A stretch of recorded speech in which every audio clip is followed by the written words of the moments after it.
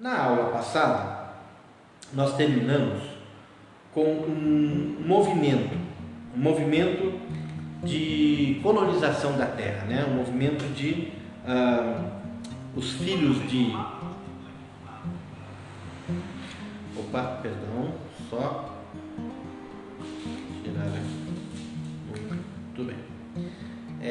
O movimento dos filhos de Noé, Sem, Cão e Jafé, estarem povoando a terra, né? E nós vimos ali eles dispersando-se pela face da terra, e depois, nesse movimento, nós vimos a história da Torre de Babel. Muito bem, encontramos agora, no final do capítulo 11, no final das genealogias, das gerações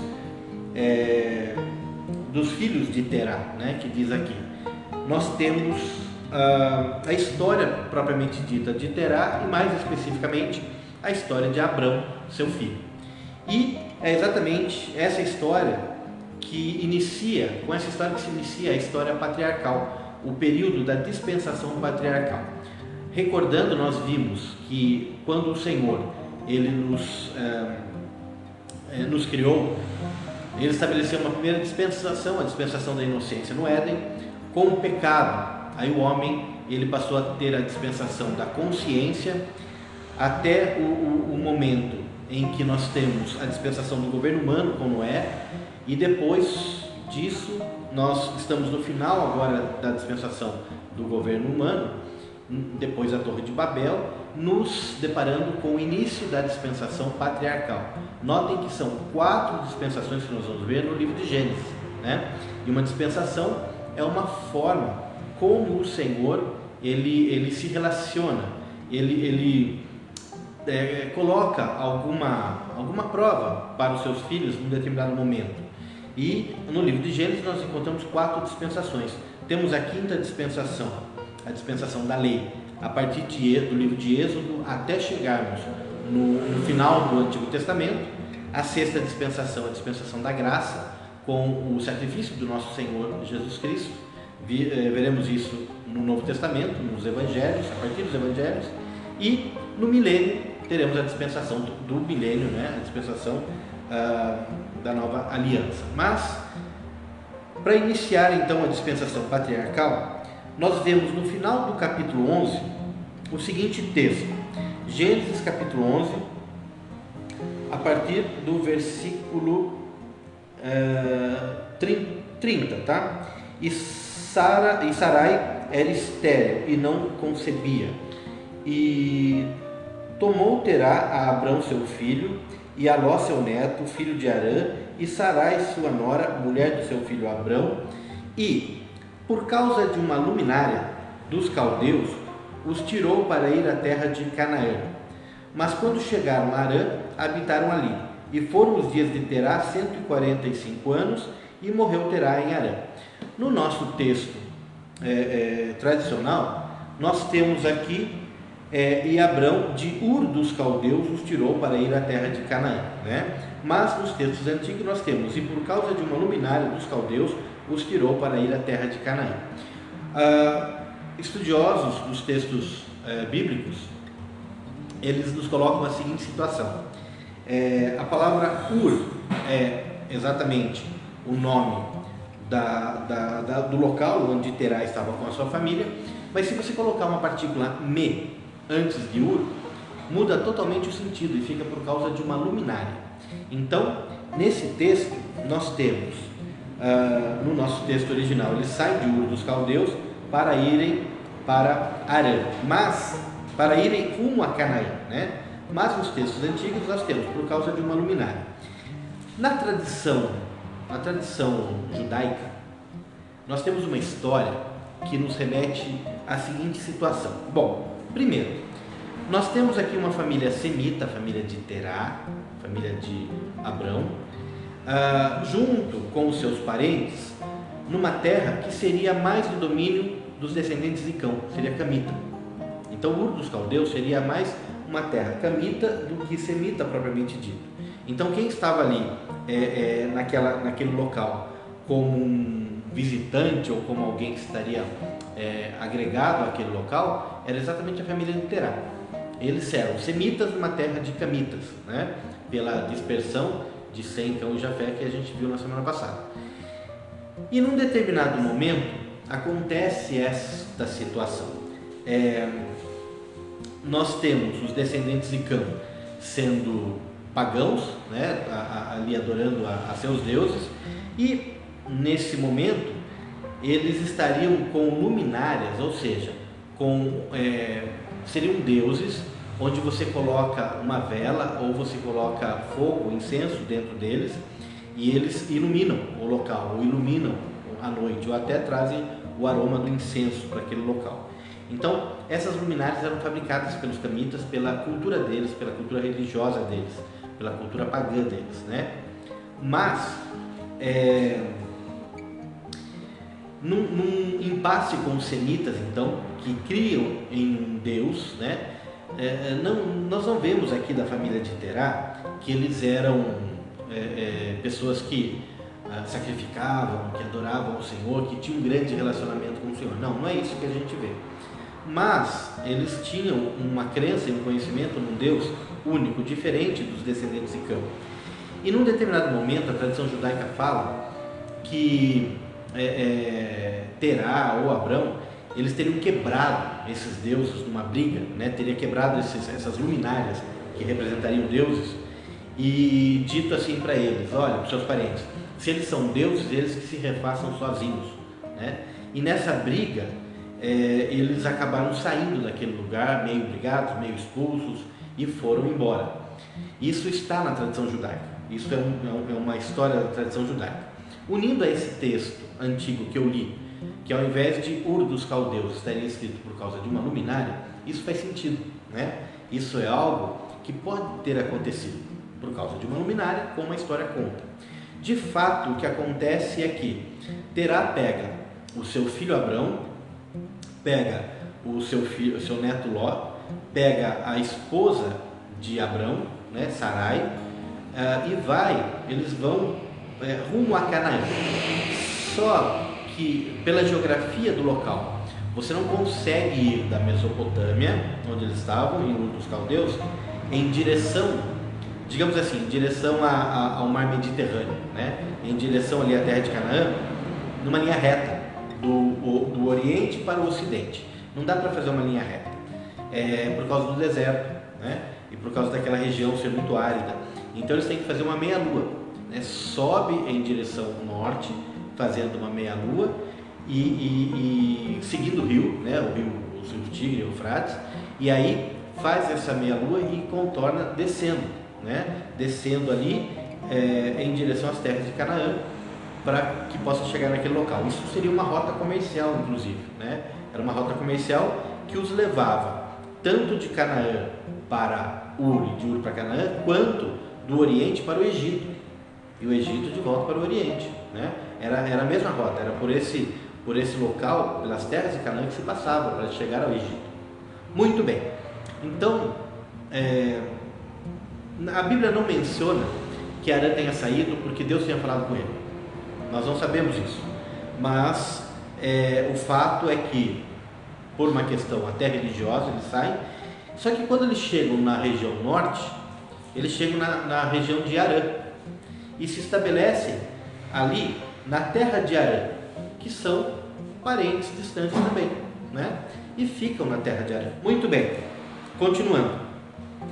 Ali em Arã, eles estão no meio do caminho e eles se estabelecem e o Senhor os abençoa e os prospera, até que nós nos deparamos com o texto do capítulo 12, que diz o seguinte: então Adonai havia dito a Abrão: sai da tua terra e da tua parentela e da casa do teu pai à terra que te mostrar, e farei de ti uma nação grande, e te abençoarei sobremaneira, e farei engrandecer o teu nome, e serás uma bênção. Abençoarei os que te abençoarem, e amaldiçoarei o que te amaldiçoar, e em ti serão benditas todas as nações da terra. Então, num determinado momento ali em Arã, na terra dos parentes onde eles se encontravam, na metade do caminho onde já era desejo de Terá ter ido, mas ele acabou ficando, o Senhor aparece para Abrão e fala: olha, aparte-te da tua parentela, para que você possa ir a uma terra onde eu vou te abençoar sobremaneira. Eu vou abençoar você, eu farei de você uma grande nação, e todas as nações da terra serão abençoadas. Então, o Senhor poderia ter feito isso em Harã. Bom, em Harã ele estava abençoando, só que em Harã você não tem Abrão como sendo um senhor, né? Um senhor da terra. Ele é um senhor na terra, mas aquela terra pertence a Harã. E o Senhor, Deus está falando para ele ir para a terra de Canaã, para que ele seja um senhor, para que a família dele possa prosperar, e que daquilo que forem os ensinamentos através da vida de Abrão para sua família, a grande nação que se formar a partir dele possa ser abençoada, possa ter contato com o Senhor e possa abençoar todas as nações da terra. Então o Senhor tinha um propósito bem estabelecido aqui. Qual era esse propósito? É de preparar uma nação que fosse agora o povo escolhido por ele para levar a mensagem dele a todas as nações. Então nós já temos aqui um bom tempo do momento em que Adão e Eva foram expulsos do paraíso. Nós temos uma jornada onde nós vimos ali Abel tendo comunhão com o Senhor e acontecendo o assassinato. Aí nós temos a descendência de Sete, né? Talvez sendo ali fiéis ao Senhor, mas somente Noé tendo achado graça diante do Senhor.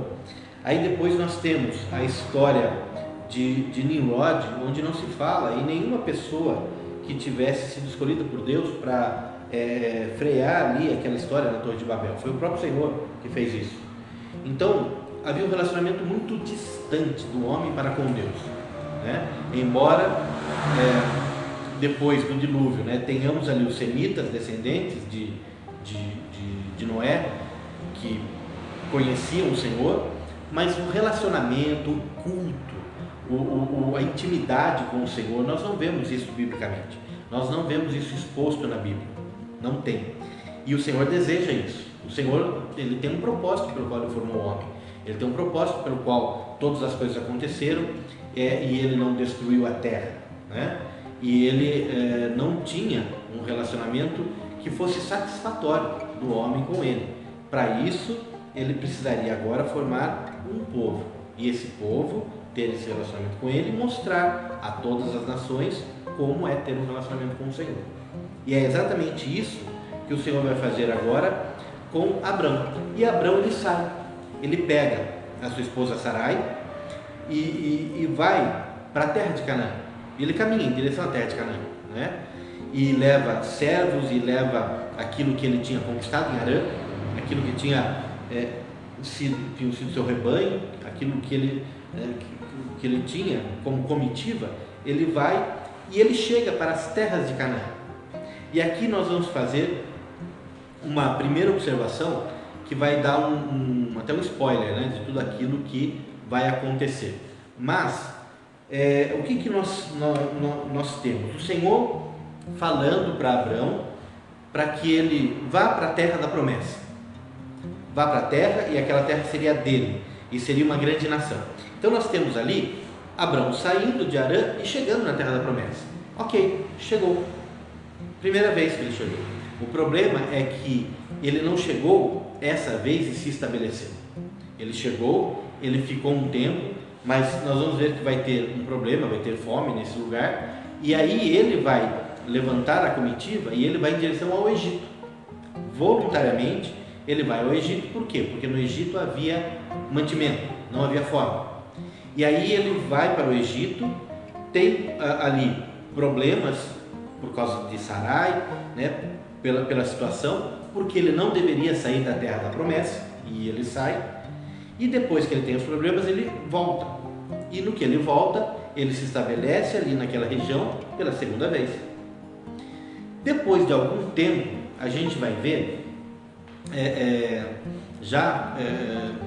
num tempo posterior, né, nós vamos ver que vai ter novamente o problema da fome, só que ele não vai mais para o Egito, ele vai para a terra de Gerar. E lá na terra de Gerar, ele também acontece o mesmo problema com a esposa dele. né? Acontece o mesmo problema e ele não deveria sair da terra da promessa. E por causa dos problemas que acontecem, ele volta. E volta pela terceira vez para a terra da promessa. Ok. Depois,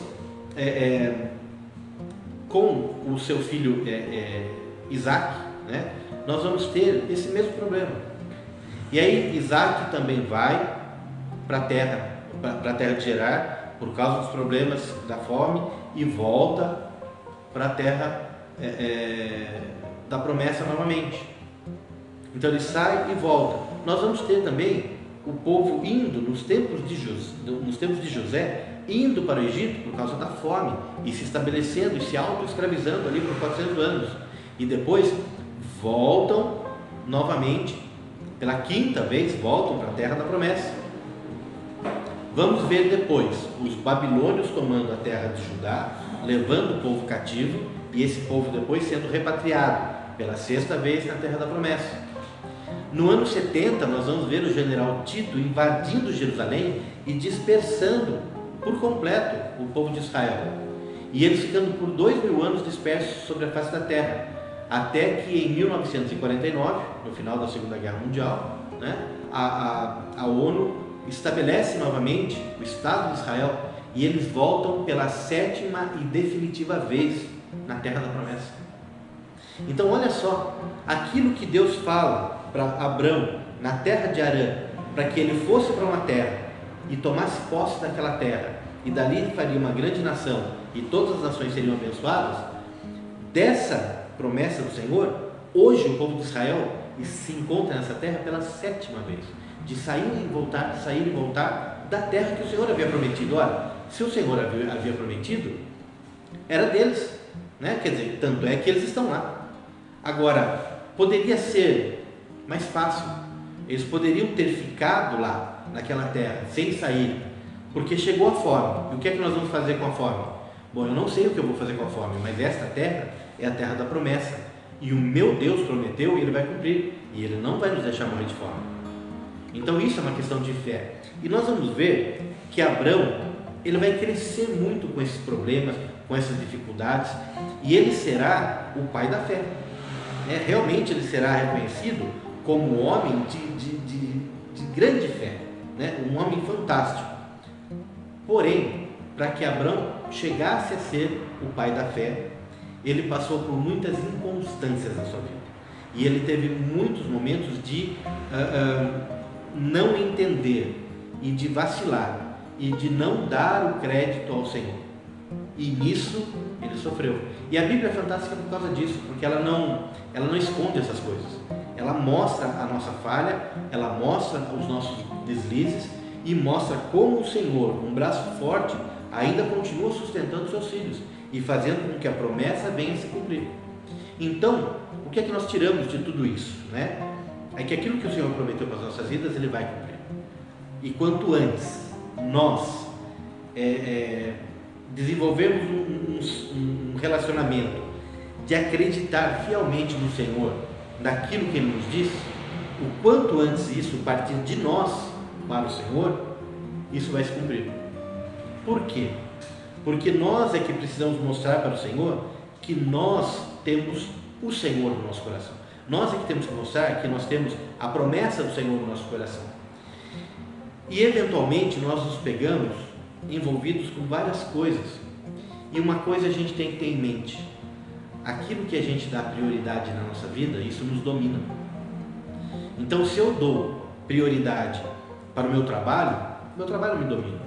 É bom trabalhar, mas não ser dominado pelo trabalho, né? Se eu dou prioridade para bens materiais, esses bens me dominam. Bens são bênçãos do Senhor, mas não de forma desequilibrada. Da mesma forma, até a família é bênção do Senhor, mas não de forma desequilibrada. Então, se nós dermos prioridade para o Senhor, para ter relacionamento com Ele, para aprender a palavra dEle, para nos colocarmos diante dEle numa forma a desenvolver uma comunhão com Ele, aí Ele nos faz viver de forma equilibrada em todas as coisas. E é isso que eu tenho que entender: o que eu priorizar vai dominar a minha vida. Queira que seja o Senhor dominando a minha vida, porque aí Ele colocará todas as coisas em ordem. E a Bíblia mostra isso, a história de Abraão mostra isso, né? Mostra exatamente essa condição do homem diante do Senhor. Muito bem, então nos versículos de 1 a 9 nós temos aí a promessa que o Senhor fez a Abraão, ele saindo, chegando até a terra de Canaã, vem a fome, ele vai se refugiar no Egito, né? E saem para a terra de Gerar. Tem um detalhe, quando eles saem, eles estão ali na terra de Gerar, tanto Ló quanto Abrão, eles prosperaram bastante, e eles entram no impasse, né? De onde eles estariam, porque os pastores estavam brigando por pasto para as suas ovelhas, e então Ló escolhe as campinas as campinas verdejantes ali, né, de Sodoma, e Abrão vai para o outro lado, e eles se separam. Até esse momento eles estavam juntos, né? Mas nesse momento eles se separam. Então tio e sobrinho se separam nesse momento. Só que no capítulo 14 nós vamos encontrar uma guerra de duas confederações. São 4 nações que guerreiam contra 5 nações. E essas 4 nações levam cativas as 5 nações. A confederação das 4 nações levam cativas as 5 nações. E dentre essas nações nós temos ali a terra de Sodoma, e na terra de Sodoma nós temos Ló, que tinha se estabelecido ali.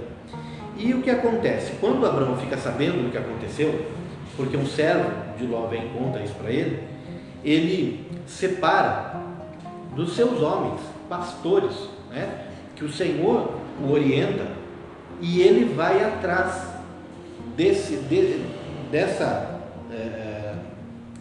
do resultado, né, dessa guerra, dessa confederação que havia aprisionado o seu sobrinho.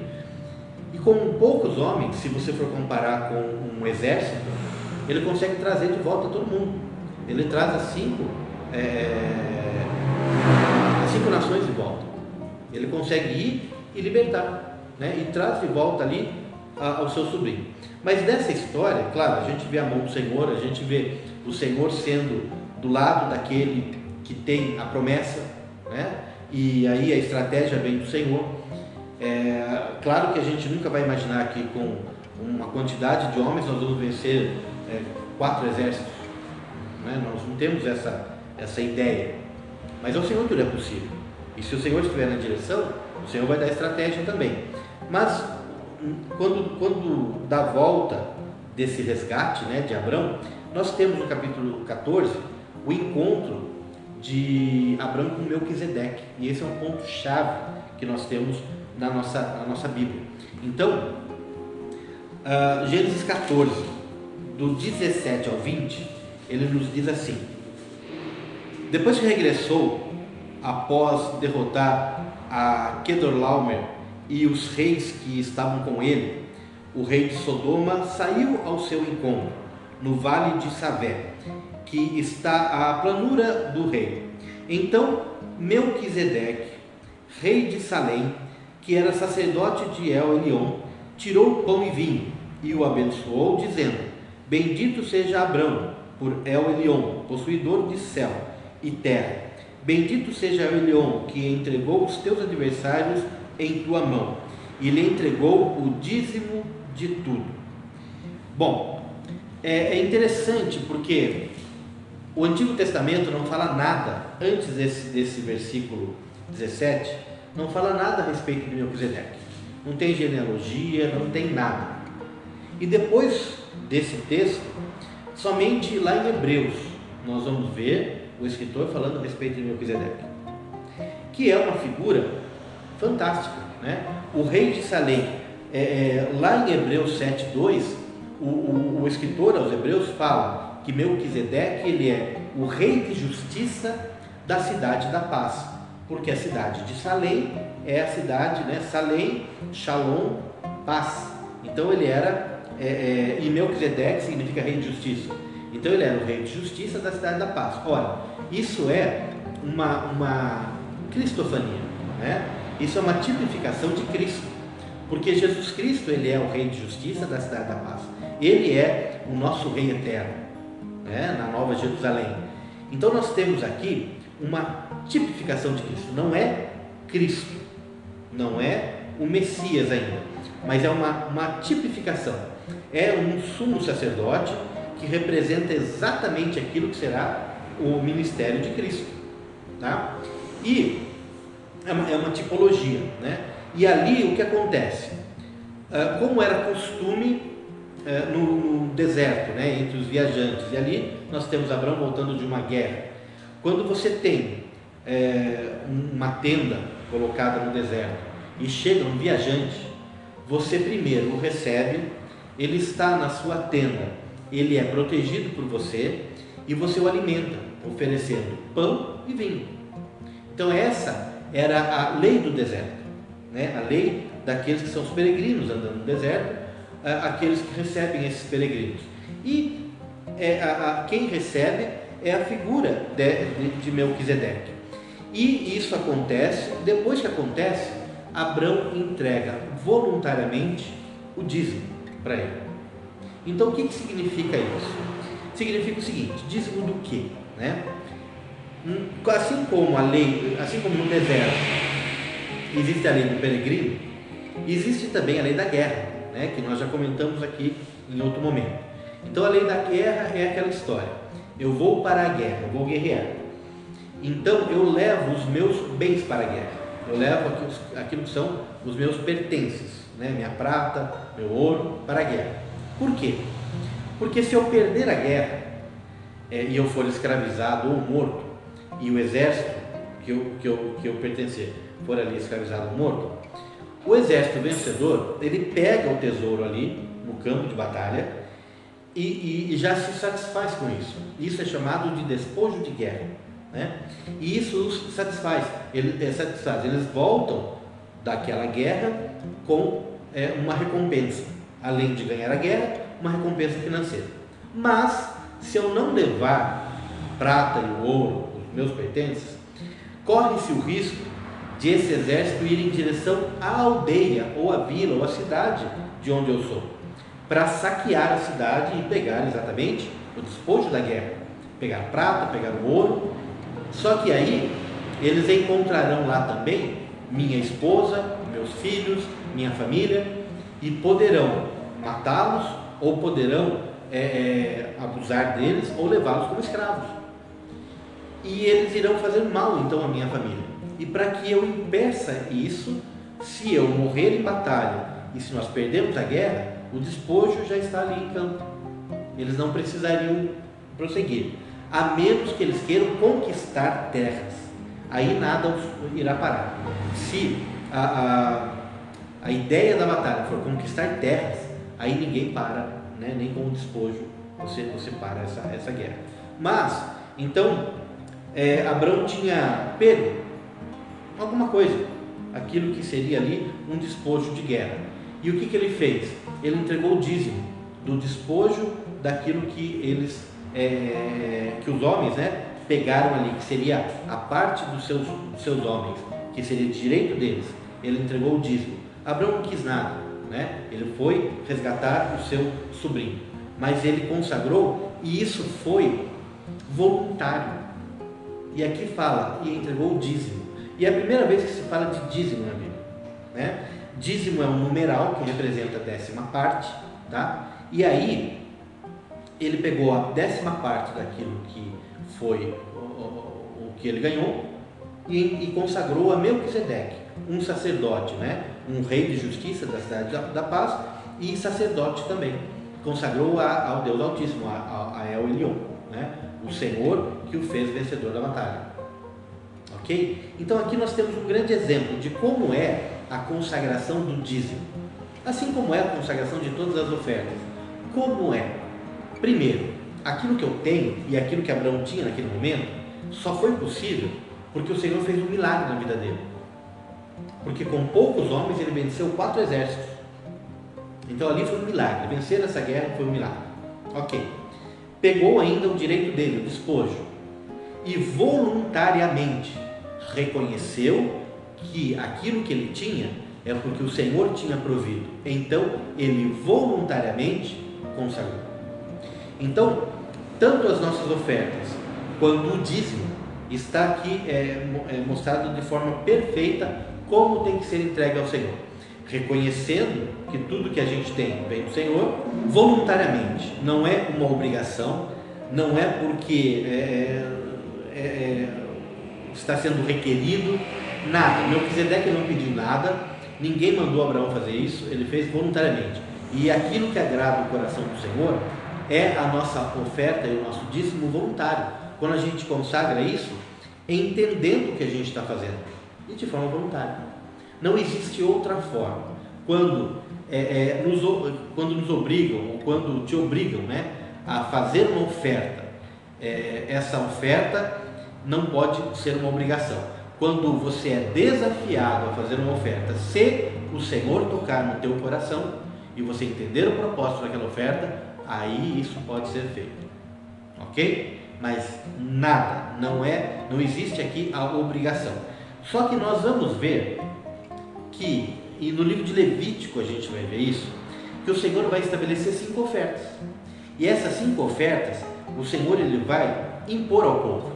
E ele vai dizer, olha, tem que ser assim. Mas essa oferta, ela era digamos assim, para o povo, um plano B. O plano A é o seguinte: não peque, não erre, porque essas ofertas, elas eram ofertas de sacrifício para se fazer a expiação pelo erro. Então, nós temos 5 ofertas. Dessas 5 ofertas, 4 fazem troca do erro, pedindo perdão, né? E uma dessas ofertas é uma oferta de comunhão. Mas de qualquer forma, essas ofertas, elas, primeiro, elas só seriam feitas se houvesse algum delito, digamos assim. E a de comunhão só era feita porque o homem não tinha comunhão. Então as ofertas, elas foram impostas muito mais de uma forma lúdica, para que o homem entenda que não deve errar. E o Senhor, ele ficaria feliz em não receber a oferta. O Senhor diz assim, olha, ninguém compareça perante mim sem uma oferta. Ele fala isso, porque o homem estava pecando, porque o homem, ele era um homem que errava diante do Senhor. Então o Senhor, ele falava assim, quando ele dá as festas, né, ele fala, ninguém compareça perante mim sem uma oferta. Por quê? Porque o homem é devedor. Mas o desejo do coração de Deus é que o homem, com isso, se tornasse alguém que entendesse e que não precisasse ofertar. Porque quando a gente vê o sacerdócio de Samuel, que será o primeiro avivalista de Israel, o primeiro evangelista interno, né, de Israel, para avivar o povo, ali fica muito clara a mensagem do Senhor, né? Ele fala, obediência quero e não sacrifícios. Então nós vamos ver momento em que o Senhor manda sacrificar, em que manda fazer isso, mas a gente vê a oferta de Abraão voluntária, essa é a oferta perfeita. E nós vemos depois o Senhor falando, viu, quando nós pegamos o Salmo 50, né, o Senhor fala assim, por um acaso tenho eu prazer no sangue de todos, e se eu quisesse comer alguma coisa, você acha que eu ia pedir para você? Não são meus todos os animais do campo? Não é meu tudo aquilo que existe? Por que eu iria pedir para vocês? Aí ele fala assim, oferece ao Senhor sacrifícios de ações de graça, cumpre os teus propósitos com o Altíssimo, no dia da angústia você me invocará, eu te livrarei e você me glorificará. Então o Senhor mostra ali como que é a forma como o Senhor quer o relacionamento da oferta, né? A oferta é a oferta do nosso coração, da nossa vida, e a oferta voluntária por aquilo que Ele é, não oferta de troca de erro para encobrir os nossos pecados, né? Então, volto a falar, a oferta ela é voluntária e o Senhor, Ele se alegraria, no caso das ofertas que Ele exigiu, Ele se alegraria de não se entregar essa oferta, porque isso significaria que o homem não teria pecado, mas todo homem que errou tinha que consagrar a oferta. E quando nós lemos o livro de Levítico, a gente vai ver ali uma matança sem fim, né? Que o homem transformou simplesmente o relacionamento com Deus em liturgia de sacrifício, né? E isso depois vai culminar no sacrifício de Cristo. E esse sacrifício de Cristo negligenciado pelos judeus. Mas vamos voltar aqui, vamos voltar na nossa aula, né? Então, Melquisedeque é a tipificação de Cristo, e nós vemos aqui essa forma correta de ter esse relacionamento com o Senhor, tá? De adoração por aquilo que Ele é, por aquilo que Ele fez. E nós estamos vendo aqui então a caminhada de Abrão, né? Sai porque tem fome, e aí então é aquilo de, né, não chega nem a ser duvidar que Deus possa fazer um milagre, mas é nem pensar que Deus possa fazer um milagre, né? Eu não digo assim que Abrão duvidasse que aquela fome pudesse passar, que o Senhor pudesse mandar uma safra, por exemplo, de colheita. Não, o que eu digo é o seguinte: Abraão nem passava pela cabeça dele que isso pudesse acontecer, né? Mas duvidar não. Mas ele foi para a guerra com 300 homens e venceu 4 exércitos, e isso ele não duvidou. Então a gente vê as inconstâncias de Abraão, e nisso ele crescendo, tá? Ele amadurecendo diante do Senhor. Aí quando chega aqui no capítulo 15, nós temos aqui um pacto, que o Senhor ele vai fazer um pacto com Abraão, e ele vai, de tempos em tempos, ele vai falar sobre esse pacto novamente com Abraão, e Abraão vai cada vez mais entender esse pacto, né? Então no capítulo 15 nós temos aqui, depois dessas coisas, né, a palavra de Adonai foi dada a Abraão em uma visão, dizendo: não temas, Abraão, eu sustento um escudo sobre ti, muito grande será o teu galardão. E respondeu Abraão: ó soberano, que me darás? Pois eu continuo sem descendência, e o herdeiro da minha casa será esse Damasceno Eliezer. E Abraão insistiu: eis que não me tens dado descendente, e certamente é um criado da minha casa que herdará de mim. Mas eis aqui a voz de Adonai a ele, dizendo: não será herdeiro de ti este, senão que herdará de ti um que sairá das tuas entranhas. E o levou para fora e lhe disse: olhe detidamente os céus e conta as estrelas, se as pode contar. E lhe disse: assim será a tua descendência. E creu no Senhor, e lhe foi reconhecido isso como justiça. Então olha só que fantástico, né? O Senhor havia prometido a Abraão que faria dele uma grande nação e da descendência dele. Ok. Quando Abraão sai de Harã, né, ele tem 75 anos e não tem filhos, e Sarai, como nós fizemos questão de ler o primeiro versículo na aula hoje, falava que Sarai não dava filhos para Abraão, ela era estéril, né? Essa história nós sabemos, nós conhecemos a história, mas chega aqui nesse momento e o Senhor fala para Abraão, dizendo que ele estava com Abraão ainda, e Abraão fala: mas Senhor, certamente é esse escravo que nasceu na minha casa, filho de escravos, Damasceno, como ele nasceu na minha casa, ele pertence a mim. Como ele é um filho nascido na minha casa, filho de escravos meus, então ele pertence a mim.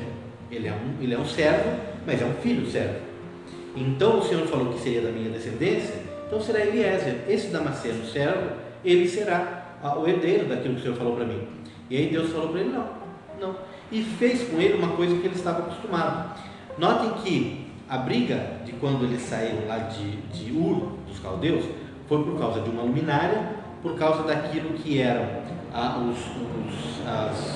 os deuses de barro, que você colocava luz dentro deles para iluminar, e isso para ter um relacionamento com as estrelas, imaginando que esses deuses com uma luz estavam representando as estrelas, que eram deuses. Nesse momento o Senhor tira Abraão de dentro da tenda dele e fala: olha para os céus, você está acostumado a fazer isso, você conhece, você lê os céus, conta as estrelas se você pode. E Abraão sabia que não podia contar as estrelas, né? Daí ele falou: sua descendência será assim, né?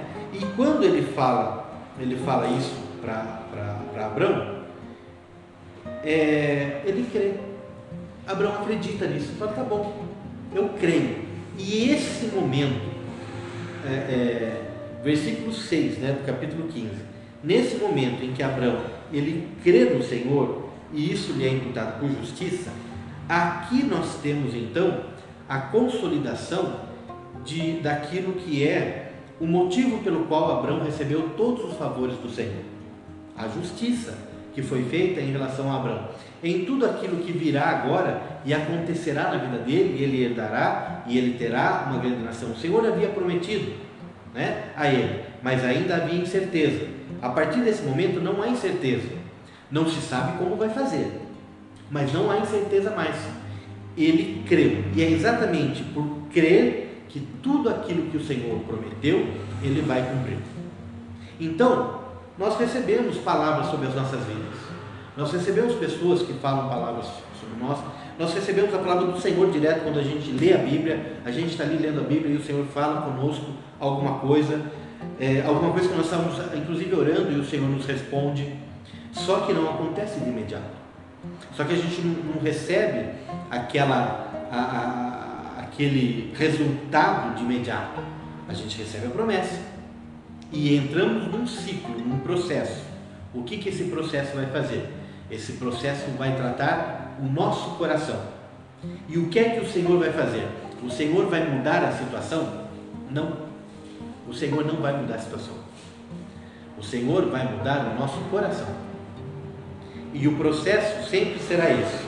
O processo será eu buscar ao Senhor para que eu mude. E eu mudando, o favor do Senhor, ele é liberado sobre a minha vida. Então, não é a situação que tem que mudar, sou eu que tenho que mudar na situação. E quando eu mudar na situação, tudo se resolve. Nunca foi nem o lugar onde nós estamos, nunca foi a situação que nós estamos passando, sempre foi a nossa forma de olharmos para Deus. Sempre foi. E está sendo assim com Abraão. A forma como ele olhava para Deus. A partir de agora, ele havia recebido uma promessa. E ele havia cumprido, ele havia saído. Ele havia se enfraquecido.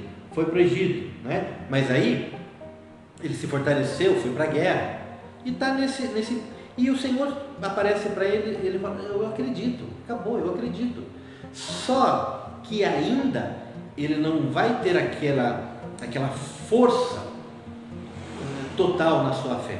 Ele acredita, mas ele ainda vai cometer alguns deslizes, mas ele está num processo de crescimento diante do Senhor, e assim é com todo mundo. Ninguém sai disso, ninguém deixa de passar por esse processo de crescer diante do Senhor, de fé em fé. E o que significa de fé em fé? De vitória em vitória, porque cada vez que eu tenho fé e aquilo é consolidado na minha vida, a vitória acontece, né? Muito bem, então temos essa questão aqui. No capítulo 16 nós vamos ter o grande problema da humanidade, né? Qual é o grande problema da humanidade? É a humanidade sempre achar que pode ajudar o Senhor, que pode fazer alguma coisa para ajudar Deus. Se Deus não falou, se Deus não pediu, não é do Senhor. Eu posso ter ideias fantásticas na minha vida, olha, e o que acontece é assim, eu estou diante do Senhor, eu sou batizado com o Espírito Santo me direciona, Ele me capacita, Ele me dá sabedoria, eu peço sabedoria, Ele me dá sabedoria, e tem uma situação para resolver aqui, e eu tenho colocado diante do Senhor, e o Senhor não tem falado nada. Mas foi Ele que me deu sabedoria, então é o seguinte, se eu fizer assim vai dar certo. Espera aí, precisa colocar diante do Senhor, e o Senhor vai falar que aquilo é ou não é. O Senhor, Ele não vai deixar você tomar a decisão. Se você colocou na mão dele, Ele não vai deixar você tomar a decisão sozinho. Se você não colocou na mão dele, é o risco que você corre. Mas se você colocou na mão dele, Ele não vai deixar você tomar a decisão sozinho. Ele vai se manifestar. Ele vai dizer, isso filho, está certo, ou não filho, está errado. E Ele já tinha falado, não é o Damasceno Eliezer, mas Ele falou, vai sair das tuas entranhas. Então se vai sair das minhas entranhas, vai ser meu filho. Ok, nós sabemos a história, nós vemos ali que a esposa dele, Sarai, que não davam filhos para ele, que era estéril, já era avançado de idade, assim como ele era avançado de idade, e ele não tinha filho ainda. Aí, nós temos aqui Sarai dando um jeito, olha, é aquela história, nascido na minha casa, pertence a mim. Se nasceu filho de servo, o filho do servo é servo, é um filho servo, mas é meu, né? Como um filho nascido ali servo. Só que Eliezer não tinha saído dele. A ideia agora é que a serva de Sara, Agar, pudesse dar a Abrão um filho. Nós conhecemos a história. Detalhe, né? De onde surgiu Agar? Agar era uma serva egípcia. De onde veio Agar nessa história? Quando eles vão para o Egito e não deveriam ter ido, e Abrão, ele não mente que Sarai era sua irmã, porque ela de fato era sua meia-irmã, né? Ela não era, ele não mente, né, dizendo que ela não era sua esposa, ele fala que é irmã. Ela era meia-irmã dele mesmo, tá? Agora, era esposa também. E aqui, quando eles saem do Egito, então, eles trazem Agar junto. E Agar passa a servir Sarai como amiga, como serva, e vem do Egito. Quer dizer, um erro foi cometido indo para o Egito. Esse erro, ele é corrigido, mas traz consequências. Não tem problema nenhum Agar, exceto pelo que vai acontecer agora. Sarai vai dar Agar, sua serva, para Abrão ter um filho com ela. E aí esse filho sai das entranhas de Abrão, mas não sai da união pura de um povo puro escolhido por Deus. Porque Deus falou para Abrão sair da parentela dele, e quando ele falou Abrão sai, ele é uma só carne com Sarai. Abrão sai, Sarai sai junto. É uma só carne. Ele não falou sai da sua parentela só Abrão. Tanto é que ele trouxe até Ló, né? Junto. Mas, quando sai Abrão e Sarai são uma só carne. E eu farei de ti uma grande nação. E ele tinha esposa. E a família constituída. E o Senhor não desfaz uma família, né? Só que era uma família, né? Era um casal que não tinha filhos. Então não era uma família ainda sendo desenvolvida aqui. E acontece exatamente que a consequência do erro do Egito está aqui, e vai ter um filho e vai nascer Ismael. Nós temos isso no capítulo 16 de Gênesis, mas eu vou ler em Gálatas, capítulo 4, para que nós possamos ter também aqui uma ideia, né, ou aquilo que depois Paulo nos fala a respeito disso, né? Então, Agar é uma escrava, né? E Sarai não era escrava, então era livre. Só que pela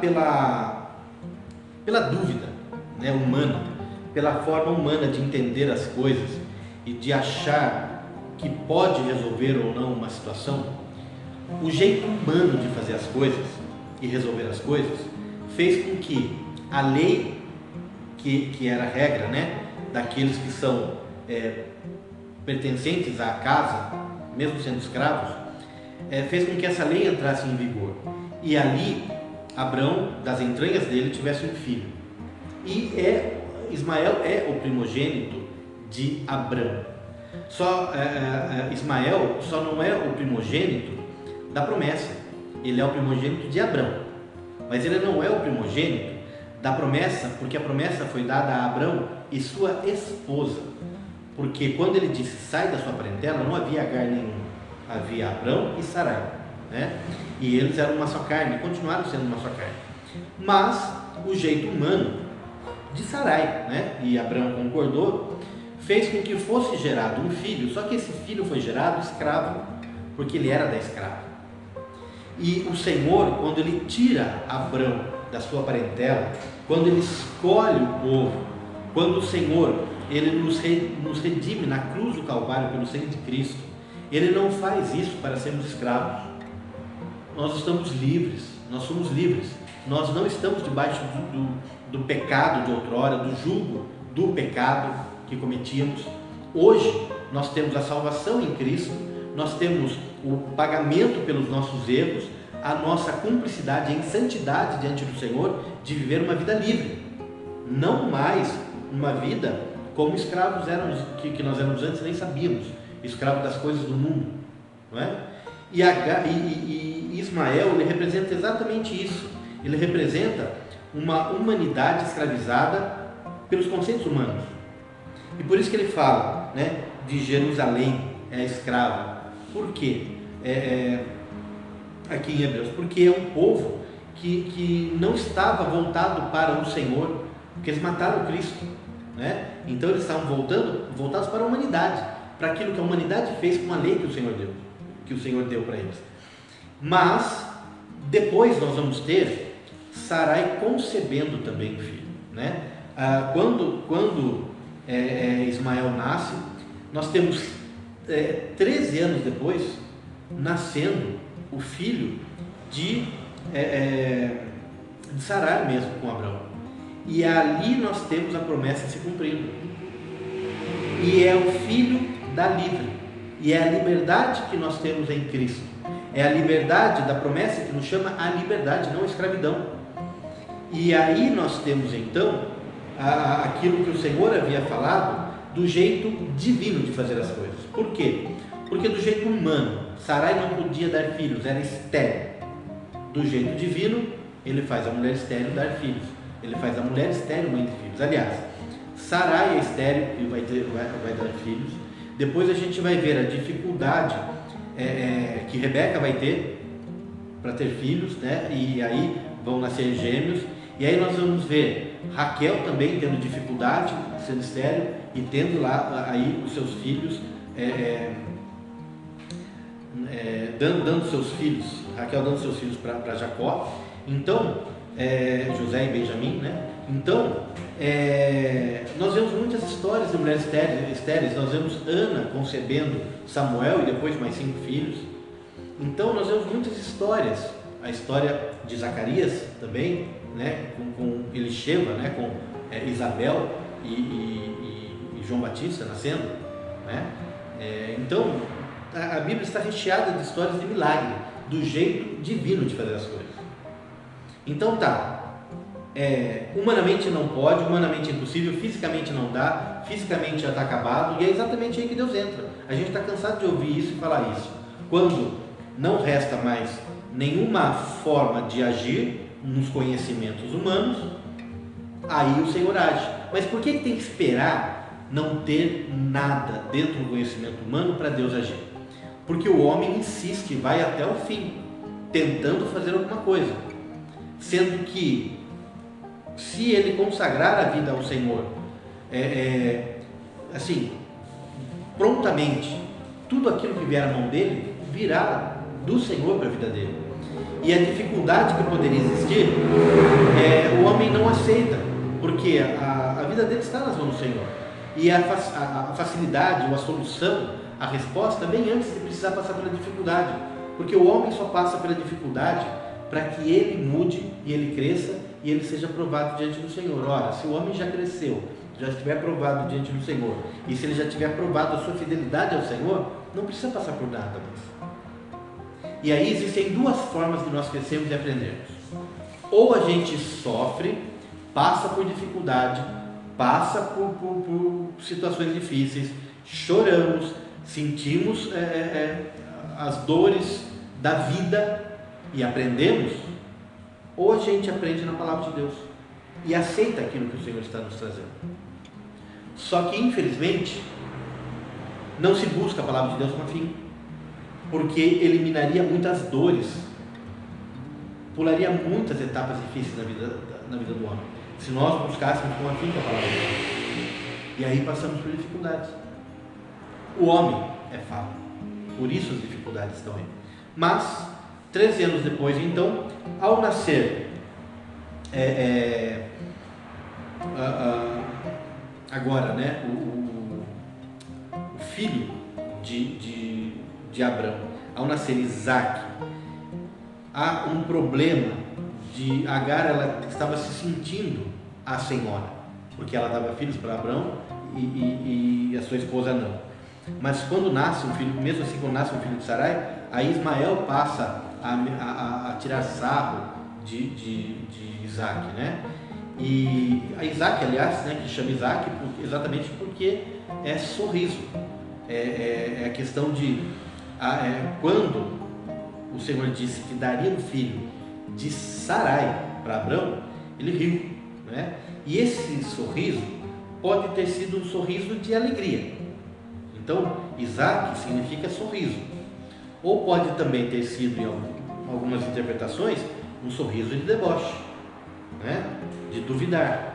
De qualquer forma, o nome dele é Isaac. Eu creio num sorriso de satisfação, por isso o nome dele é Isaac, tá? Mas, né, fica aí a interpretação, porque não é clara a Bíblia em relação a isso. Muito bem, mas quando então nós temos aqui, antes de nascer Isaac, quando é anunciado, né, que Isaac vai nascer, nós temos no capítulo 17, especificamente no versículo 21 de Gênesis, e eu estou em Gálatas, vamos voltar. Gênesis capítulo 17, no versículo 21, no versículo 20, tá? Diz o seguinte: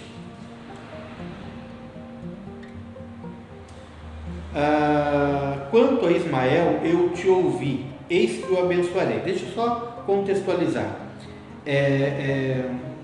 O Senhor vai abençoar a Ismael, porque Abrão tinha falado a respeito de Ismael, seu filho. O Senhor fala assim: olha, eu vou abençoar Ismael também, mas não é Ismael a promessa, tá?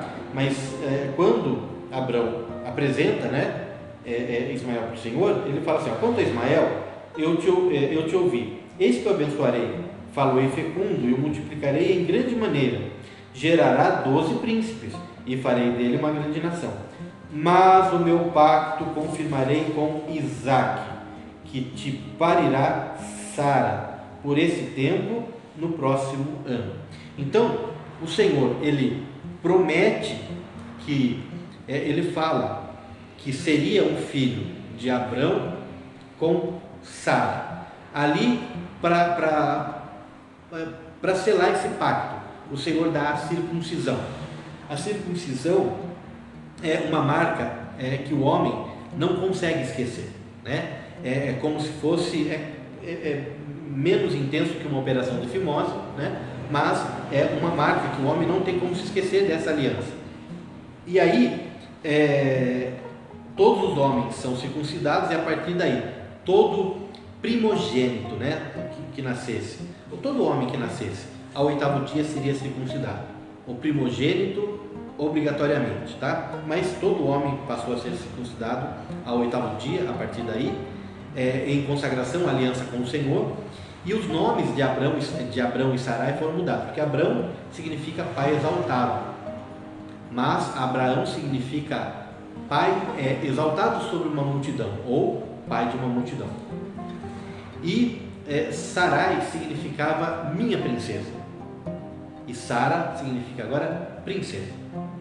Por quê? Tira o foco local, tira o foco da pessoa, né? Pai exaltado, pai de uma multidão, minha princesa, princesa sobre uma multidão, né? Tira o foco da família e eleva ao foco de nação dada pelo Senhor, né? Então o nome deles é elevado, tá? E tudo isso acontece. E no versículo 21 é que o Senhor fala: mas a minha promessa, o meu pacto, farei com Isaque. Então, existe aquela questão. Falamos aqui, o primogênito de Abrão, de fato é Ismael. Mas Ismael não é o primogênito da promessa dada a Abrão, né? E ele é o filho da escrava, é o jeito humano de fazer as coisas. Já com Isaque é o filho da promessa, é o jeito divino de fazer as coisas, é o filho da livre. Ok? Tudo bem? Tudo isso confirmado com textos bíblicos para nós. Na sequência nós temos algumas histórias que acontecem, né? A destruição de Sodoma e Gomorra, nós vemos a descendência de Ló que meio que ficou afastado aí na história, né? nós vamos ver depois, rapidamente, só para a gente comentar, nós vamos ver que Ló ele foge de Sodoma ali, e ele vai habitar com as suas 2 filhas em cavernas, né? E habitando com as suas 2 filhas, as filhas acabam embriagando o pai para dar descendência ao pai, porque elas não teriam descendência das nações que elas não conheciam, elas não habitavam mais em nenhuma cidade, e elas não estavam, né, em condição de ter um matrimônio. Então o que elas resolvem fazer? Elas resolvem ter filhos do próprio pai, né? Como se o pai fosse aquele que desse a elas a descendência. Só que isso sempre foi proibido por Deus, esse incesto, né? O pai com as filhas ou a mãe com os filhos, de terem a sua descendência ali. E nós vemos que 2 nações elas surgem aqui. Por que a gente falou sobre esse texto? Porque o ponto chave aqui, a primogênita, ela idolatrou o seu pai. Então ela não quis deixar o seu pai sem descendência, reconhecendo quem era o pai. Ela fala, um texto fala, para não deixá-lo sem descendência, né? Então ela o idolatrou, e dali nasce Moabe. Moabe significa saída do meu pai. Mas essa palavra Moabe também pode ser traduzida como idolatria. E uma pessoa, a terra de Moabe é a terra da idolatria, dos idólatras. Então, quando se fala em Moabe, se fala em idolatria. Exatamente aqui, na concepção da nação, a primogênita idolatrou o seu pai. Mas a caçula, né, que se deitou, chamou o seu filho de Amon. E Amon significa imoral. Então, as 2 nações, né, elas se chamam idolatria e imoralidade. As 2 cometeram imoralidade, mas a primeira, além disso, idolatrou o pai, e não só se deitou com o pai, como fez a caçula também se deitar com o pai. Então essas nações carregam o peso da maldição, da idolatria e da imoralidade sobre elas. Quando nós formos ver essas nações, elas são aparentadas de Abraão, né? Porque Ló é sobrinho de Abraão, então são ali aparentados. Com o passar do tempo, nós vamos ver as nações muito bem definidas.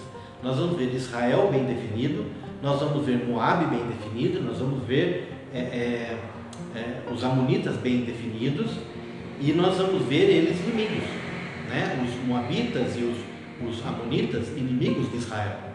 E aí, quando nós formos entender as guerras, nós vamos ver guerras de potestades contra o Senhor, a potestade da idolatria, a potestade da imoralidade, a potestade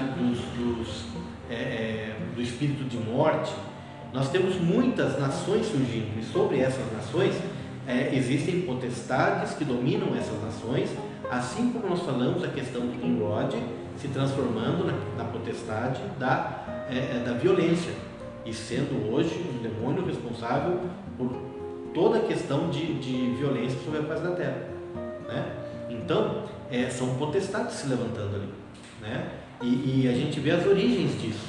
As origens foram dadas com a legalidade humana, o que também nos mostra que a legalidade humana abre brecha e o homem pode quebrar essa brecha diante do Senhor. É guerra espiritual, que é travada no mundo espiritual, mas que é movida quando nós dobramos o nosso joelho. Acontece quando nós oramos. Por isso que nós estamos hoje numa campanha de oração, de relógio de oração, né? Porque as nossas batalhas, elas são vencidas de joelho no chão. Não há outra forma de vencer as nossas batalhas, né? Muito bem. Tudo bem até aqui? Ok? Muito bem. Então aqui a descendência de Ló, que mais para frente vai ser ali interessante. No capítulo 20 fala aquela história que eu falei de Abraão e Gerar com Abimeleque, né? A segunda vez que ele sai da sua terra e depois ele volta pela terceira vez para a sua terra. Nasce Isaac no capítulo 21, e Ismael é expulso porque Agar estava desdenhando de Sarai, né? E também Ismael estava desdenhando de Isaac. E é uma história sofrida essa, da expulsão de Ismael. Ele quase morre, e a sua mãe também quase morre. Mas o Senhor havia prometido para Abraão que 12 nações sairiam de Ismael, assim como 12 nações saíram da descendência de Isaac, né? Na verdade, assim, não saíram 12 nações de Abraão, não saíram 12 nações de Isaac. Aí Isaac teve Esaú e Jacó, 2 nações. Jacó teve os seus 12 filhos, né? Mas nós vamos ver também que Jacó teve seus 12 filhos, e as 12 nações, elas não serão exatamente esses 12 filhos, né? Porque não vai ter uma tribo de José, por exemplo, mas José vai ter 2 tribos, Manassés e Efraim, que são seus filhos. Mas Levi não vai ter uma terra, porque os levitas serão consagrados ao sacerdócio. Então, nessa reorganização, nós teremos 12 tribos, mas isso será organizado. De fato, Jacó vai ter 12 filhos, tá? Mas as 12 tribos vão levar 12 nomes, mas vão ter 2 nomes diferentes ali, tá? Do nome dos filhos. A gente vai ver isso depois. Muito bem. No capítulo 22, então, nós temos aqui no capítulo 20, Abraão indo até Abimeleque, cometendo o mesmo erro, voltando de novo, e Abraão, ele crescendo com tudo isso. Foi difícil para Abraão expulsar Ismael, mas ele entendeu que precisava tirar Ismael de perto de Isaac, que era um erro que havia sido cometido, e ele confiou no Senhor, que o Senhor iria cuidar de Ismael. Então Abraão estava crescendo. O ápice de Abraão, aquilo que fez com que ele fosse selado como pai da fé, está no capítulo 22, que acontece exatamente o sacrifício, né? O não sacrifício de Isaac. A gente fala do sacrifício de Isaac, mas é o não sacrifício de Isaac, né? Por quê? Bom, o Senhor, resumindo, né, a história, não vou ler tudo, mas resumindo a história, o que acontece aqui? O Senhor pede para que Abraão dê ali apresente ali o seu teste de fé, né? Então, então não era o Damasceno Eliezer, não era Ismael, é Isaac. E Abraão estava feliz. Abraão estava feliz agora, vai exaltar, estou feliz. Aí Deus fala: leva teu filho para sacrificar. Ixi, e agora? Né? Depois de tudo isso, eu vou levar o meu filho para sacrificar? Tá bom. Por quê? O Senhor já fez o milagre. Viu? Minha mulher não podia ter filho. Ela concebeu com 99 anos. Eu tinha, né? Ela com idade avançada. Isso foi um milagre. O Senhor prometeu que me daria uma descendência. Ele me deu o filho da descendência. Eu não sei o que vai acontecer. Eu não sei se o Senhor vai matá-lo e me dar outro filho. Abraão amava Isaac, né? Não queria ver Isaac sacrificado. Mas eu não sei se o Senhor vai matá-lo e me dar outro filho. Eu não sei se o Senhor vai livrá-lo do sacrifício, né? Ou eu não sei se o Senhor vai matá-lo e ressuscitá-lo. Eu não sei o que vai acontecer. Uma coisa eu sei: o Senhor prometeu que a minha descendência seria grande sobre a face da terra, e o Senhor vai abençoar. E tem um detalhe: nós lemos, o Senhor enfatizou: a minha promessa é sobre Isaac. Então Isaac não pode morrer, né? E o Senhor não mente. Então lá no capítulo 17, no versículo 6, porém a minha promessa é sobre Isaac. Se é sobre Isaac, Isaac não vai morrer. Deus pediu: leva Isaac para sacrificar. Por quê? Quero ver se você tem fresco na sua mente, no seu coração, o que eu te falei. Se você acredita no que eu te falei, se você entendeu o nosso relacionamento. Eu quero saber se você está preparado para a grande nação que eu darei à tua descendência. Então, leva Isaac para sacrificar, contrariando a minha própria palavra. Mas eu não falo isso para você. Lembra você disso. E Abraão pegou e foi. Ele pegou Isaac, ele pegou um jumentinho, ele pegou lenha e ele pegou uns servos para ele, né? E foi. E aí as pessoas falam a respeito desse momento, que foi uma caminhada, ele foi ali até Horebe, né? E para chegar lá, né, nessa Moriá, perdão, foi até o Monte Moriá, isso mesmo. E aí as pessoas falam a respeito de olha, ele foi pensando, aquilo foi pesando no coração dele, e ele falava com o filho, e o filho falava com ele, né?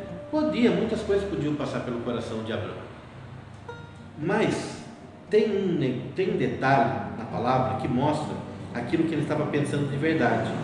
Então, quer ver, ó? Quando chega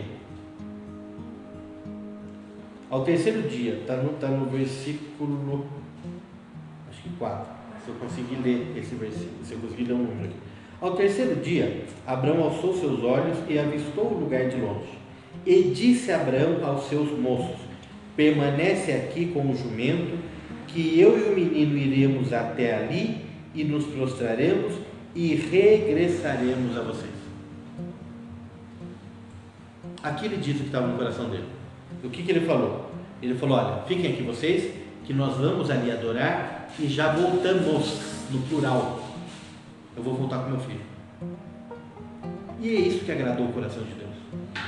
Agradou ele ter pego e ter feito a caminhada? Sim. Mas a gente não sabe o que estava no coração dele. Nesse versículo a gente sabe. Ele tinha certeza que a promessa era sobre Isaac e que não ia acontecer nada com ele. Nós sabemos a história. Abraão vai, até Isaac pergunta, né? Fala: olha, nós estamos a lenha, mas não tem o sacrifício. E aí Abraão fala assim: o Senhor proverá, né? Mas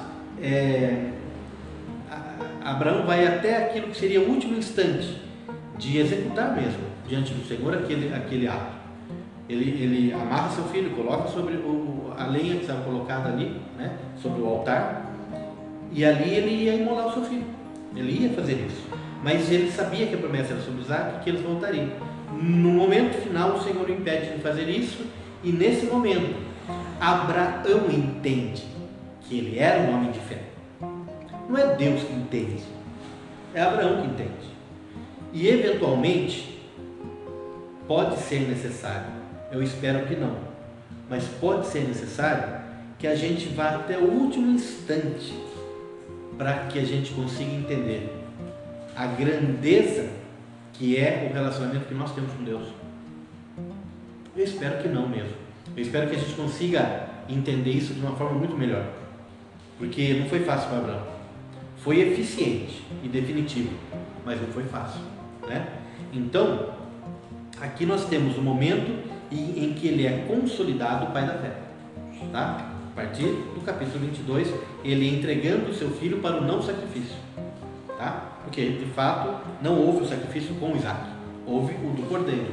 E ali já mostrando, né, que Cristo se daria em lugar daquilo que seria o sacrifício que nós teríamos que fazer. E é o Senhor se entregando no nosso lugar, tá? Fantástico tudo isso, mas não foi entendimento naquele momento. Hoje é entendimento para nós, mas não foi entendimento para aquele momento, tá bom? Muito bem, passados daí, nós temos a questão de Sara morre, né? Abraão, ele procura uma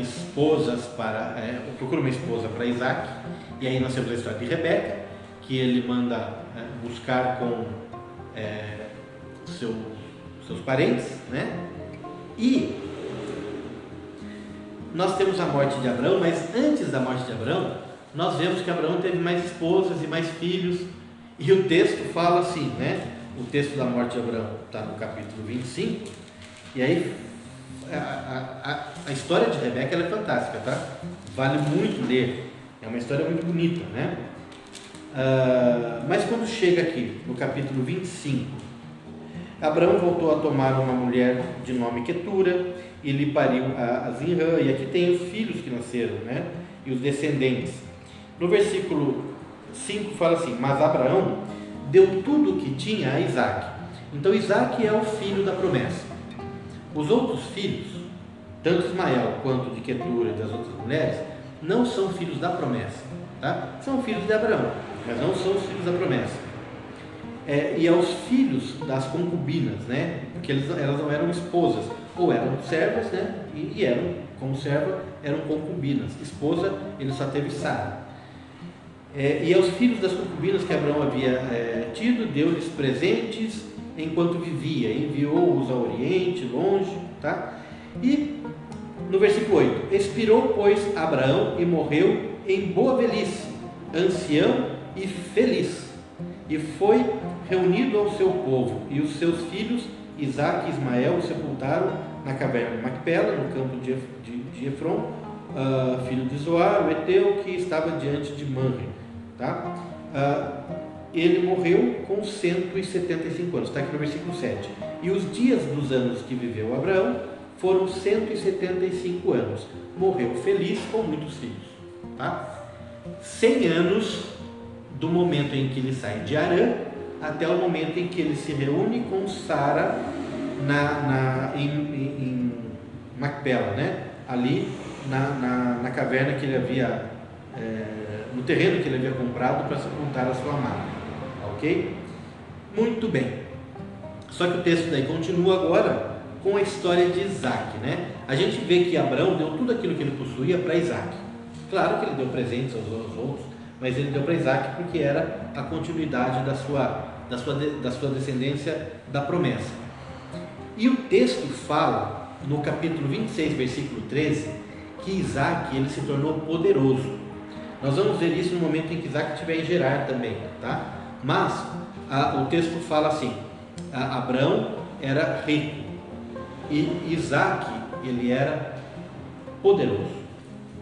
Por quê? Na nossa Bíblia nós temos uma outra palavra que é riquíssimo, né? Abraão era rico e Isaque era riquíssimo. Só que o ser riquíssimo para Isaque seria uma condição de ter acumulado mais bens que o seu pai. Mas não, para ser uma grande nação, ele não tinha que ser riquíssimo, ele tinha que ser influente, ele tinha que ser desejado, ele tinha que ser um senhor que as pessoas admiravam. Como admiravam também Abraão, só que numa escala menor. Então, a melhor palavra que nós temos para Isaque é que Isaque se tornou um homem poderoso, tá? E ele foi um homem poderoso, tanto em questões daquilo que ele possuía, quanto na questão de ser admirado, quanto na questão de se impor entre os outros senhores da terra, tá? Isaque foi realmente um homem admirado. Só que temos a questão de ele também ter uma esposa que não dava filhos a ele, e num determinado momento Rebeca pede, né, que o Senhor lhe dê essa bênção, e duas nações, ela é filha de gêmeos, e duas nações se encontram ali no seu ventre, né? É o que fala a partir do capítulo 25, versículo 21. E lá no ventre eles já brigavam. Ou, como é que brigavam? As crianças se mexem dentro do ventre da mãe. Uma criança se mexe, duas se mexem muito mais, né?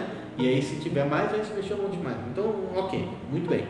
Mas essa conotação que ela tinha era uma conotação de que eles talvez estivessem ali brigando, porque é uma figura daquilo que vai acontecer com eles. Eles vão brigar, mas eles não vão morrer brigados, né? Eles vão ter um momento de briga na vida deles, um momento de prova para Jacó, mas Jacó ele se acerta com o seu irmão, e no final da sua vida os dois eles não estão brigados. A descendência deles continuam brigando, mas eles não, né? Bom, quando eles nascem, o primeiro que nasce, ele é peludo. E aí, o nome que é dado para ele é exatamente isso. Uma criança peluda, Esaú. Esaú significa peludo, tá? Tinha, talvez, bastante cabelo, e ele era ruivo, né? E ele tinha bastante pelo, ok. Então, cabeludo talvez, mais do que peludo, né? Mas peludo, Esaú. Só que, quando se tira da mãe o primeiro filho, se percebe que tem a mãozinha do segundo está encostado no calcanhar, ou está agarrado no calcanhar, o que quer que seja, tá? E ali, então, como ele estava agarrado no calcanhar, o nome que foi dado para ele foi calcanhar. Então, o primeiro chama peludo e o segundo chama calcanhar. Esses são os nomes que foram dados para ele. No original, Esaú e Jacó são os nomes deles, tá? Acontece que a palavra calcanhar, ela é escrita Akev, né? E ali, para nós, isso é transliterado para Jacó. Muito bem. A nação de Israel, o povo de Israel, né? O povo aqui, o povo escolhido nesse momento, a língua deles, a língua hebraica, ela é formada por palavras, ótimo, mas ela é formada por aquilo que a gente chama de acrósticos, né? Que são palavras que encapsulam palavras. Então, uma palavra pode significar uma frase. E aí você tem numa palavra um significado expandido, tá? Não é como eu falar cadeira e cadeira ser um objeto. Isso tem, ok. Mas é como eu falar alguma coisa e essa coisa, essa palavra, é até como se ela fosse formada como uma sigla, mas não é uma sigla. Porque uma sigla são as iniciais de cada palavra formando uma sigla. Não é isso. É uma palavra que tem partes daquilo que é o significado dela. Então, quando você coloca Jacó, que é calcanhar, o significado do nome Jacó completo é o que agarra o calcanhar. Então, Jacó, aqui é calcanhar, mas qual é o significado disso? É o que agarra o calcanhar. Então, você pega o que agarra o calcanhar, pega as letras e forma a palavra Jacó e indica calcanhar. É essa a composição da palavra, um acróstico, tá? Por que a gente fala isso? Porque Akev é a palavra que significa calcanhar, ou que agarra o calcanhar, mas existe uma palavra parecida. E essa palavra parecida significa outra coisa. É como a gente falar aqui, a gente fala cadeira e a gente sabe o que é. E a gente fala madeira. E a gente sabe que a madeira não é uma cadeira. E que a cadeira não é a madeira. São duas palavras que têm uma sonoridade muito próximas, mas que são coisas diferentes. Então você tem aqui, num determinado momento, Akev, que significa calcanhar, e a gente vai ver daqui a pouco Akav, que significa usurpador. E você tem duas palavras e Esaú vai brincar com essas palavras. E aí a gente vai entender o que está acontecendo. Mas voltando aqui, né? Temos a história então dos dois irmãos que nascem, Isaac e Jacó. Esaú, né? E Jacó, filhos de Isaac, né? Então, Esaú, ele era mais voltado à caça, a sair em aventuras, em viver uma vida mais agitada.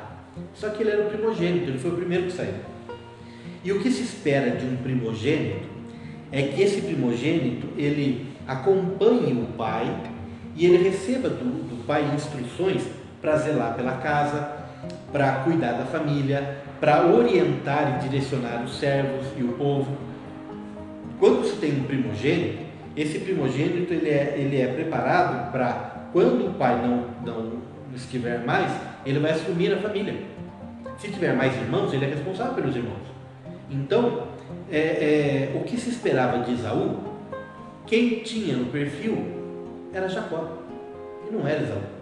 Por isso que nós vemos que Isaac amava Esaú, pelo que ele era, né? Isaac gostava dessa liberdade de Esaú, mas Rebeca amava Jacó. E por que Rebeca amava Jacó? Por acaso Isaac não amava Jacó? Claro que amava. Por um acaso Rebeca não amava Esaú? Claro que amava. Mas Rebeca tinha uma expectativa em relação a Esaú que ele não cumpria. Então ela sentia segurança em Jacó, que cumpria com esse perfil.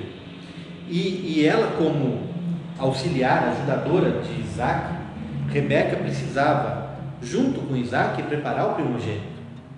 E ela não conseguia fazer isso com Esaú, mas com Jacó ela conseguia.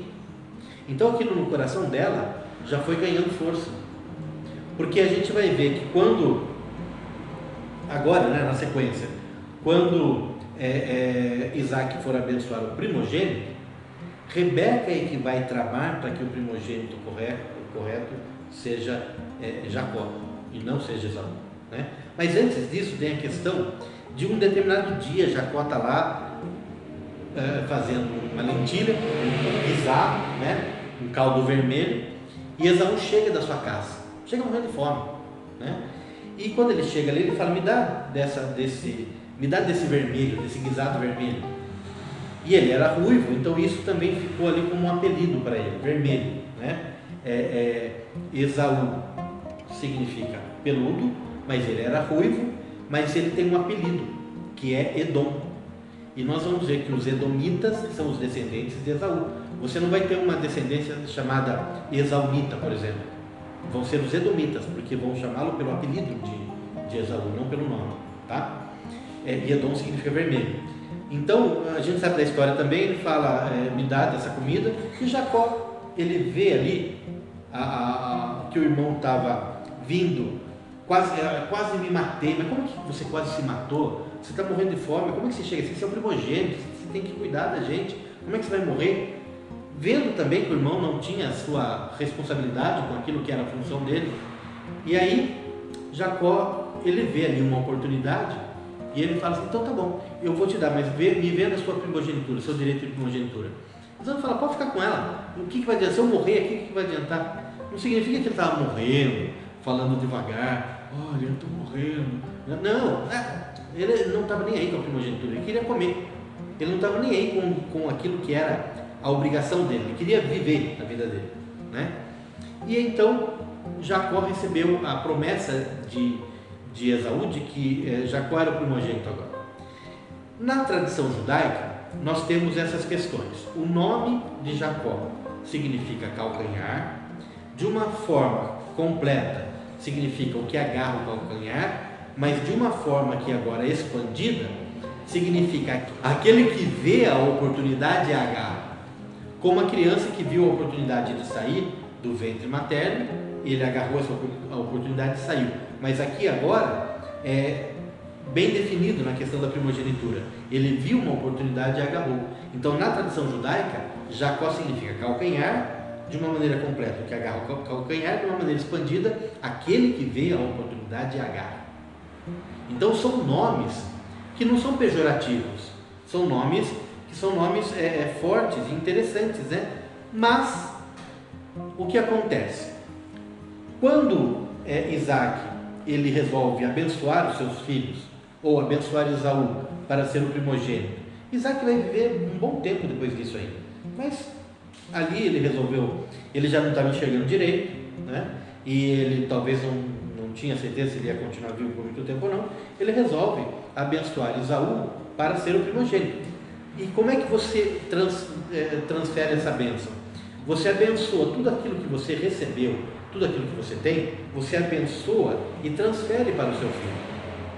E foi isso que ele fez, só que ele pediu para Esaú ir buscar uma caça para ele comer, porque ele gostava que quando Esaú voltava da caça e ele tinha caçado alguma coisa, né, ele trazia para o pai, fazia lá um ensopado do pai, o pai amava aquilo.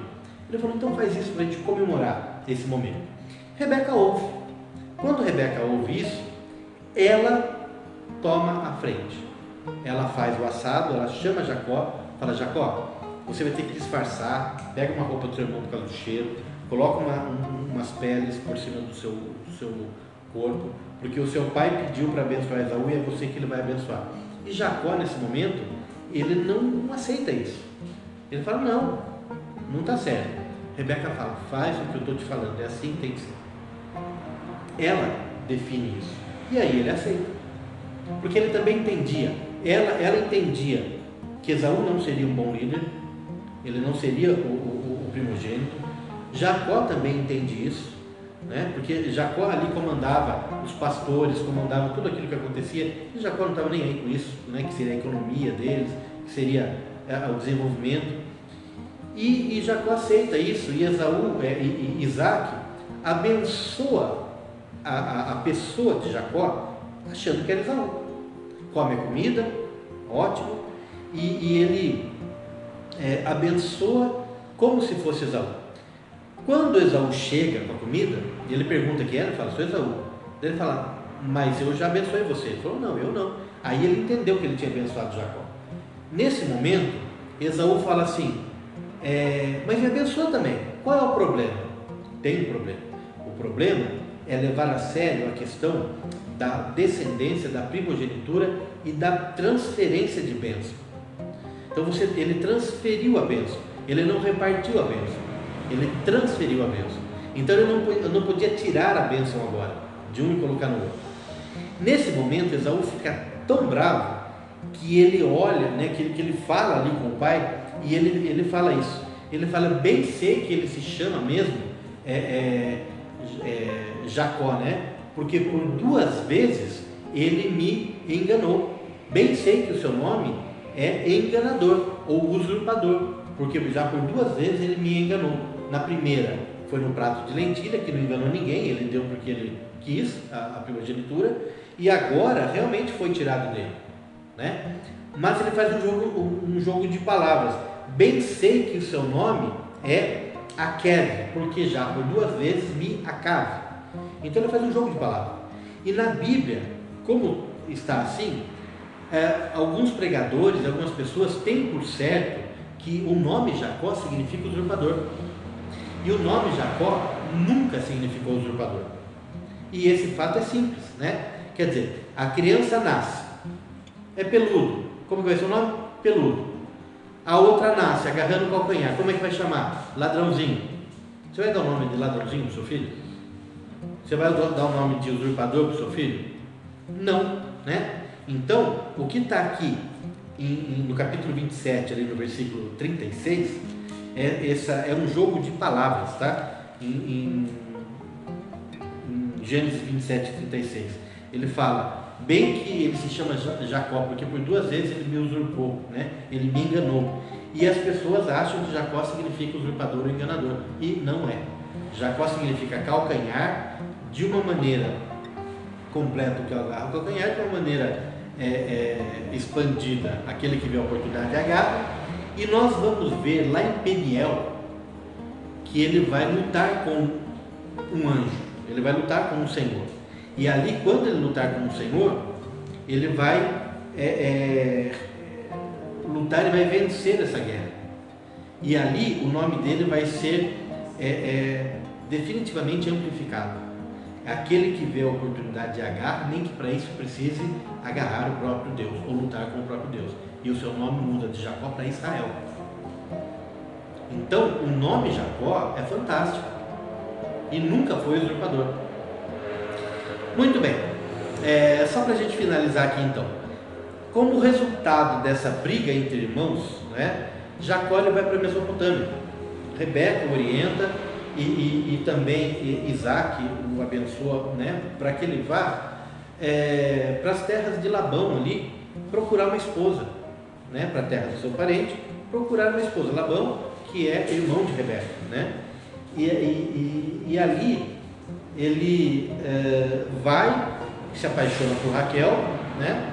E nós conhecemos a história. Só que no caminho, indo para a Mesopotâmia, nós temos ali Jacó com os seus dilemas pessoais. Se nós falamos que Abrão precisou crescer, nós falamos de Isaac, mas nós não contamos muito a história de Isaac. Isaac também foi para Gerar, também disse para que a Rebeca não falasse que ela era a esposa dele, que era sua irmã, né? Ele também teve ali os seus dilemas para confiar no Senhor. Mas Jacó, ele vai ter muitos dilemas, e a história aqui ela é extensa, né? Falando a respeito daquilo que ele fez. Será que aquilo que eu fiz com meu irmão, eu estou longe da minha família, eu estou sozinho? Então ele tem os dilemas dele, né? Nesse caminho.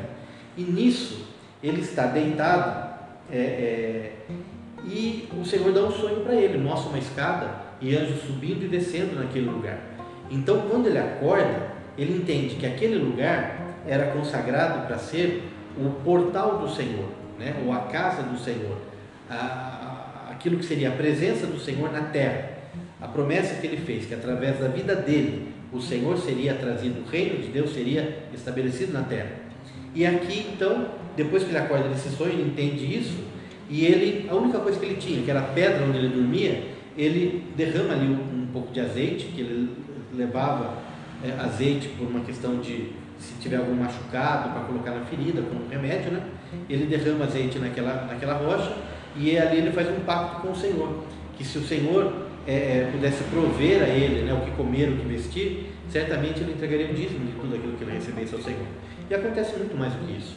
Ele encontra ali a família de Labão, se apaixona por Raquel, trabalha 7 anos por ela, mas ele é enganado e é casado com Lia, né? Depois ele trabalha mais 7 anos e aí casa com Raquel e fica mais 6 anos lá ainda, e o sogro dele mantendo ele ali, porque ele trouxe a prosperidade para aquele lugar, né? Ele foi próspero e Labão não deixava ele embora, dizendo que as filhas dele, Raquel e Lia, e os filhos de Jacó, que ele já tinha tido, né, ali,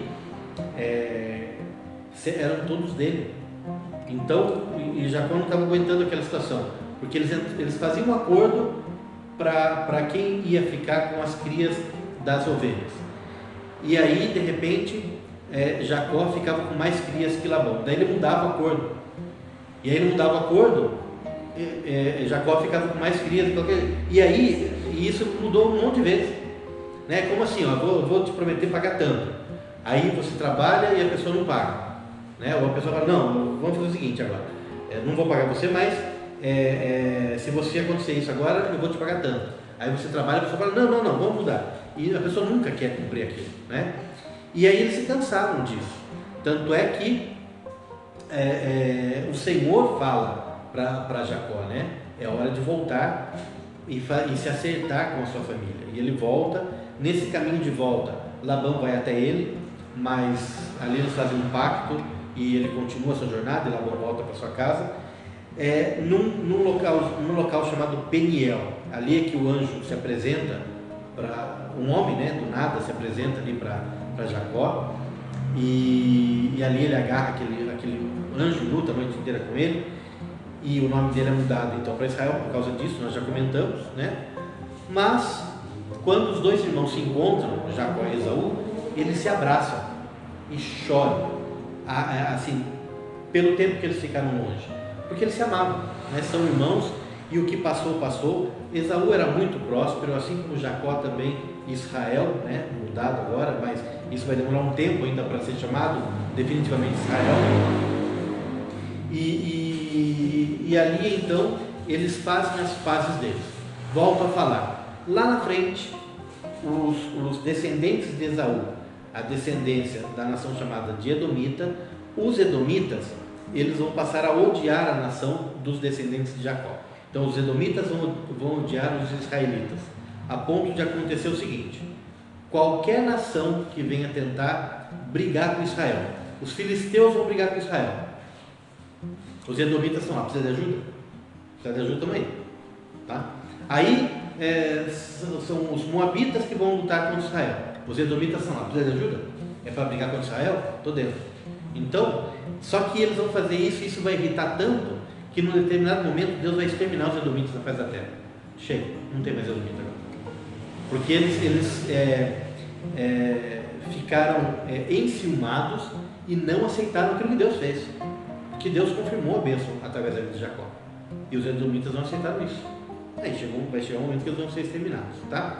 Bom, dentro dessa história nós temos Raquel não podia dar filho para Jacó, mas nós temos então Lia dando filho para Jacó, a concubina de Raquel dando filhos para Jacó, a concubina de Lia dando filhos para Jacó. Só Raquel não dava filhos para Jacó. Jacó tinha 10 filhos, né?